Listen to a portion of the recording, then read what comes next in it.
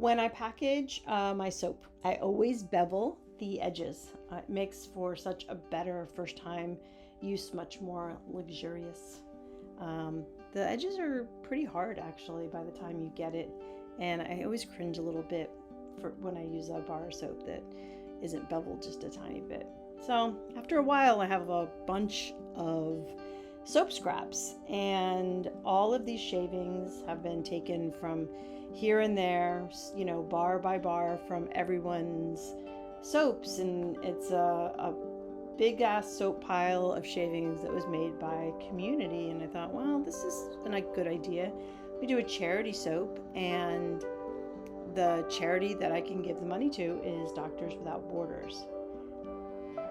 Doctors Without Borders is a great charity. If you don't know about them, they are independent, they're impartial, and they provide humanitarian help to people all over the world, whether it's Haiti or Gaza or Ukraine, anywhere that people need medical help, they are there. So they also have an exceptional 4-star rating on Charity Navigator. And if you don't know about Charity Navigator, it's a great website. It's a great organization.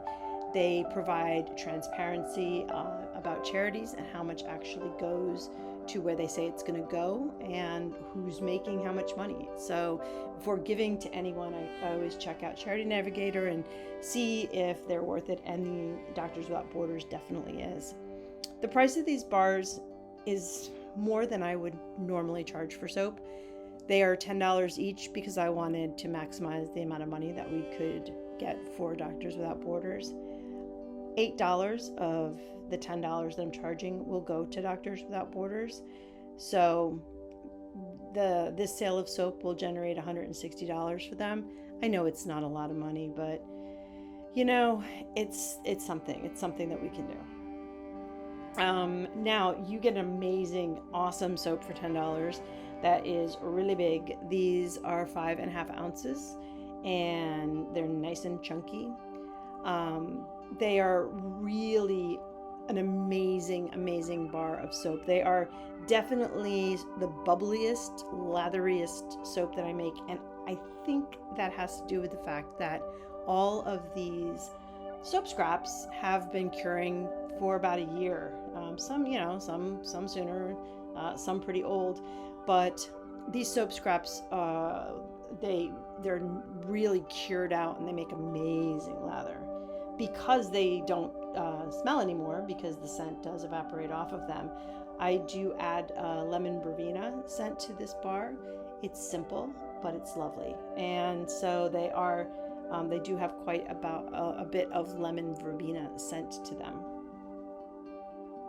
These are all scrap bars, which means that they can contain teeny tiny bits from all the rest of my soap. That would mean that if you have a coconut allergy, this is not a bar for you. Or if you are a vegan, this is not a bar for you either, because I do make one soap that has buttermilk, and I also make a goat milk soap. So none of my bars have palm oil in them at all. I do make several bars that are cocoa free for people that have allergies to coconut oil. And of course, all the rest of my soaps are vegan, but these bars could have little bits of both coconut. No, they definitely have coconut, but they could have little bits of buttermilk. So it's just a warning. However, you could buy one as a gift, maybe to a friend. I'll be posting a page to my website. It's going to be a permanent page, and I'm hoping to do this charity bar every time I get enough scraps to make it. So there'll be a page on my website, and after I release one of these bars, the month and date, year I release it, I will post the donation receipt to this release. I just think it's a nice way to be transparent. I know that so many people, some really amazing people, do things for charity, to raise money for charity. And there's a lot of people that do it and they don't give the money. So I would just like to have that transparency. Thanks for watching.